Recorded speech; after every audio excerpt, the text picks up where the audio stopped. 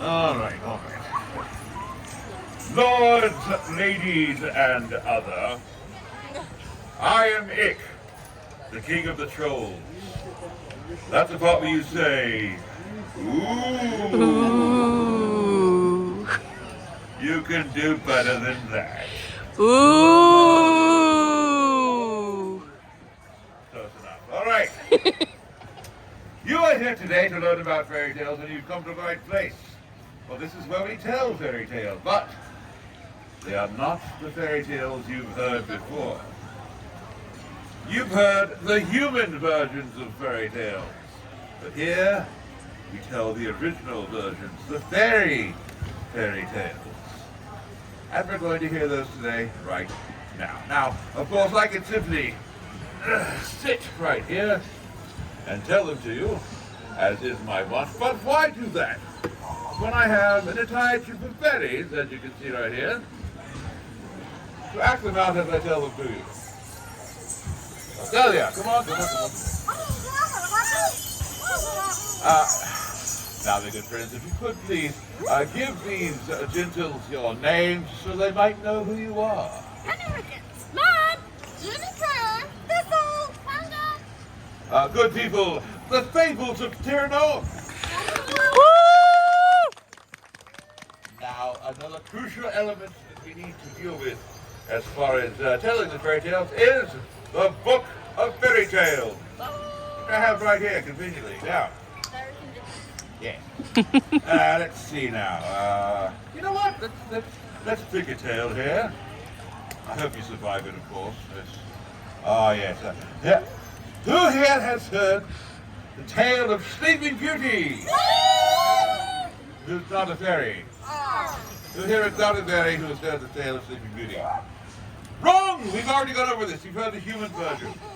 Now, we're going to fix that here and now. And of course, you fairies are prepared with all your costumes and props and everything, right? Fairies? Yeah. There are quite a few mortal creatures out here amongst these things. They're going to die at some point. Shouldn't we tell them the tale before that happens? Right, yes. Right. So sorry about that. It's hard to find good help. Alright, just try to take a moment. You know what? I'll tell you a joke. And entertain you while they're up there. Let's see. A skeleton walks into a bar and orders a beer and a mop.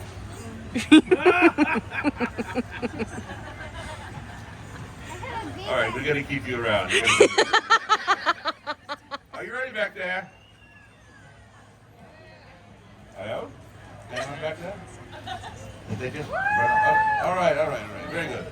The tale of the Sleeping Beauty. Long ago, during the reign of the old queen, there lived a king and a queen who longed to have a baby. Every day they talked about what their baby would be like. They made a list of all the qualities they wanted for their child. And eventually, the queen became pregnant and gave birth to a baby girl.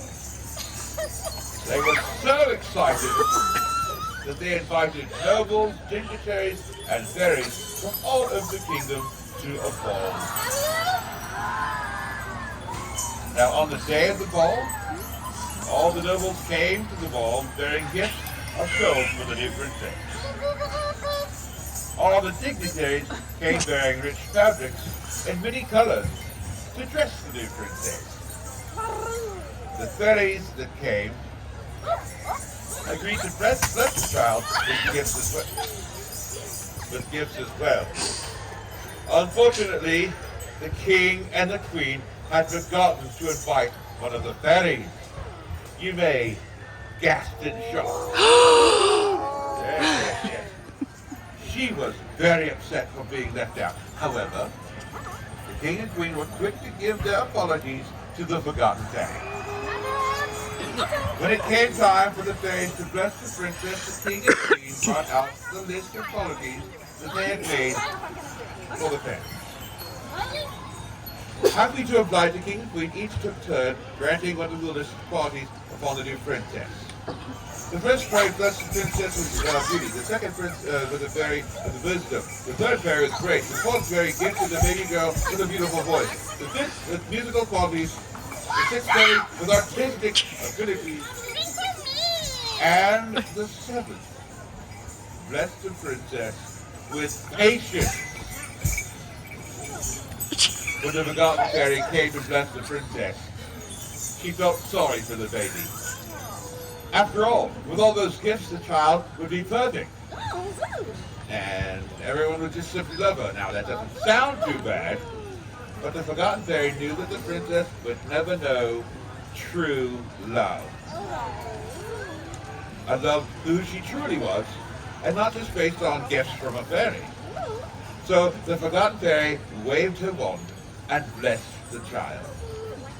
You shall grow with beauty and grace, wisdom and patience, and all the other gifts from my sisters until your 16th birthday, where you shall prick your finger on a spinning wheel and, of course, since she was whispering to the sleeping princess, sleep until true love wakes you with true love's first kiss.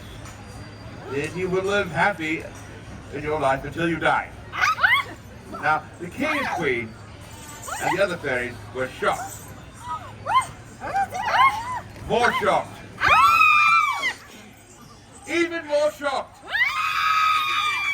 For all they heard of the forgotten fairies were the last words, until you die. The king quickly ended the ball, and all the guests left. The queen ordered that all the spinning wheels in the kingdom should be burned and destroyed. The princess grew to be very beautiful. Everyone remarked on her silken hair, her sparkling eyes, and her flawless skin. She also grew to be very smart and polite, always saying the right thing to everyone. The princess was always asked to display her art, to play a tune, or to sing a song during parties. Now, no one ever asked her if she wanted to, and the princess was too polite to say no. As the princess grew, she realized that every time someone said, "I love you," it was always in regard to one of her gifts from the fairy. "I love the way you sing," remarked the noble. "I love the way you dance," remarked the fairy. "You are so smart, I love you," said the king. "You are so polite, I love you too," stated the queen. This made the princess sad. Who loves me for me and not my gifts? And the princess would cry out, but only when no one could hear, so no one would have any hurt feelings. You may say, "Oh." Aww. Years passed. The princess turned 16. And once again the kingdom celebrated that perfect princess. Now late in the evening, when everyone was tired from the festivities and constantly watching the princess to ensure that no harm befell her, the princess snuck out for an evening stroll. She needed time to think and to be alone without being requested to sing, dance, or display her other gifts. And as the princess wandered through the woods near the castle, she talks to herself. You know, like a crazy person.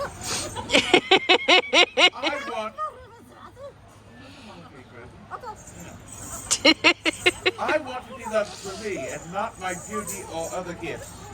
I thought I want someone to say, "I love you for you." Someone to say, "Being perfect must be hard, but you don't have to be perfect for me." You can again say, "Oh." Aww. "I can grant you your dearest wish," said the forgotten fairy. I remember you, exclaimed the princess. Mother and father said you wanted me to die. No, no, no, no, sweet child. I felt sorry for you as a wee baby, being blessed with so many perfecting gifts. I simply wanted for you to be happy and to find true love. But the princess felt weary, but she could see that the fairy was being honest.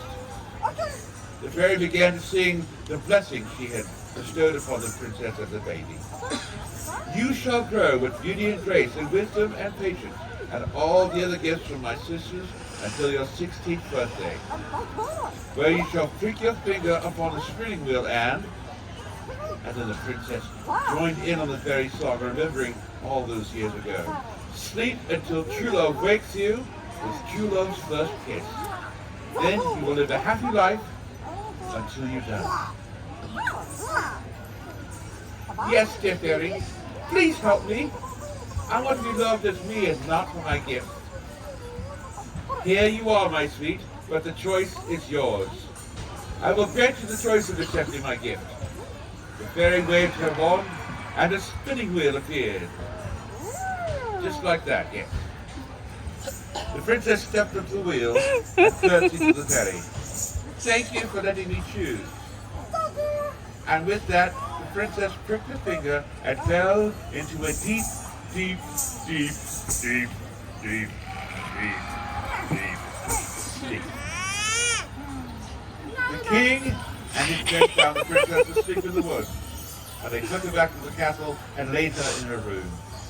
Distraught and thinking the princess was dead, the king and queen called the fairies to the castle. Help us, they cried. The fairies checked on the princess and seeing that she was only asleep, decided to put everyone in the same sleep until the princess awoke.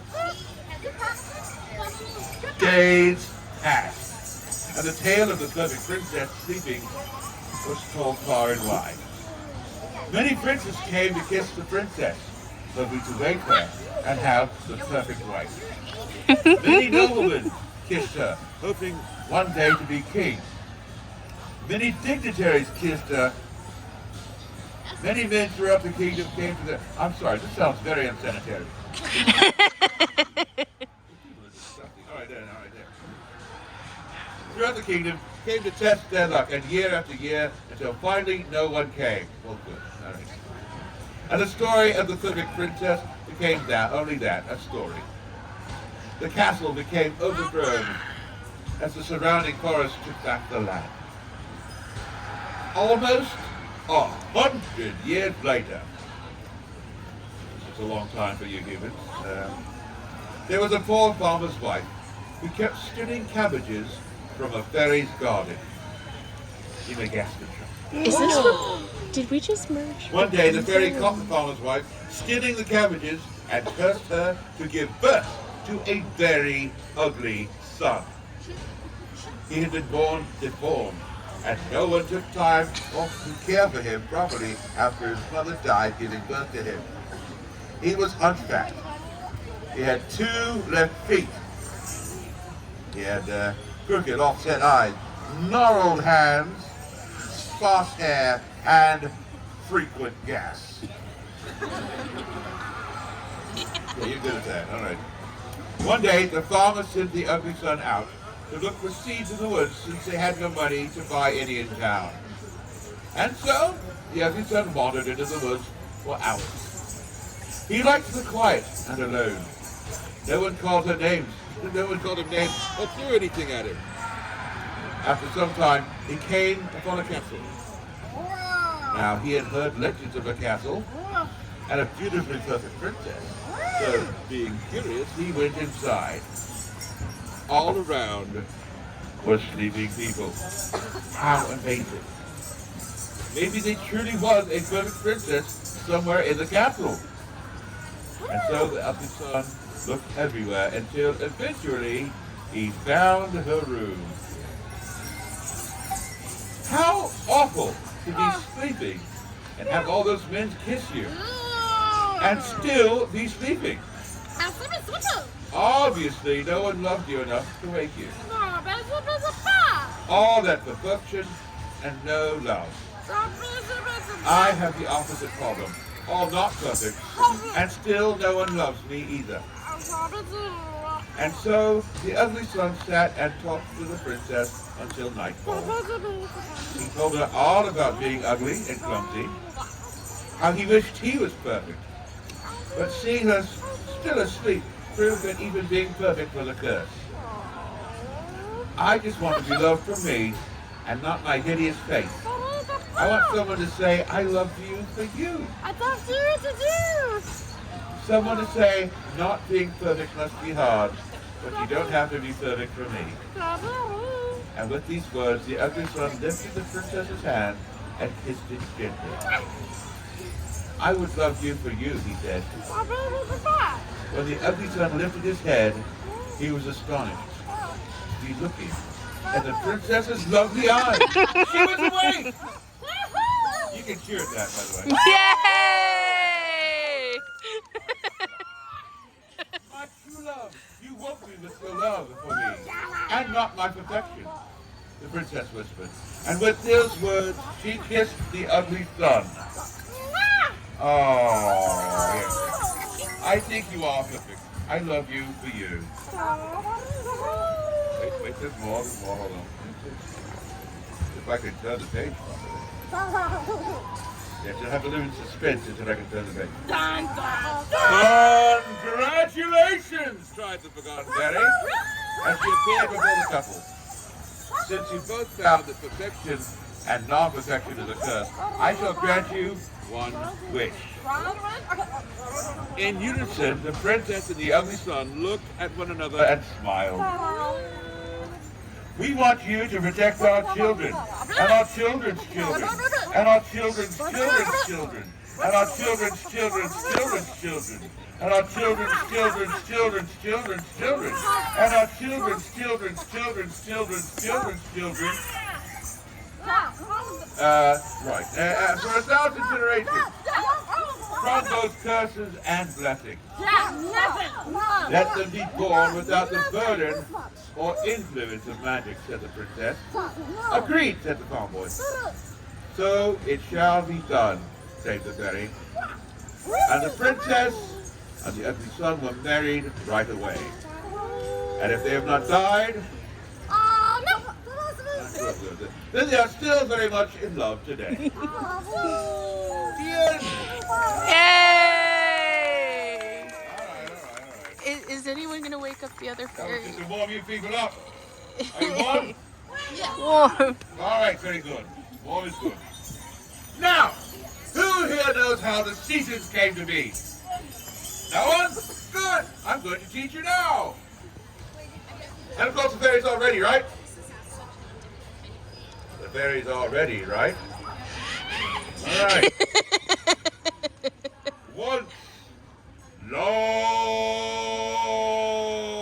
ago, before even the reign of the old queen, when the earth was new, it still had that new earth smell, there lived two brothers, the sons of the Green Man. Sons of the Green Man brothers, yes. Equally fair of face and feature. Truly, they could only be told apart by their clashing magics. The Oak King, steeped in the power of springtime and sunshine, and the Holly King, awash in the strength of winter and the twilight hour. Though they loved each other dearly, each was determined that he could beat the other in best the other in his control over the stewardship of the earth and all her creatures. And their strong magic only fueled their quarrels. So fierce their contest became that great storms blew through the great forests, ripped over the hills and dunes, and scattered the sands of all the deserts the whole earth over. Finally, the creatures of Earth all, from the smallest pixies to the largest dragons, could no longer find any solace in any place in the world. And so finally, the creatures could take no more, and they pleaded with the Green Man to temper the power of his son. So, on the shortest day of the year, the Green Man called his sons to his presence. And before them, he set them a challenge, which neither could refuse. To run a race against the Green Man's most steady ally, that being the sun. The Oak King and the Holly King agreed readily. But the Green Man cautioned them that the race would only end when the sun failed to rise in the sky.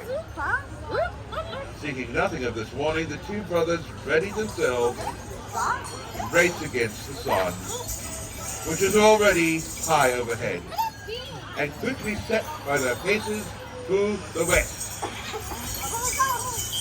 They ran over hills. They ran over dale.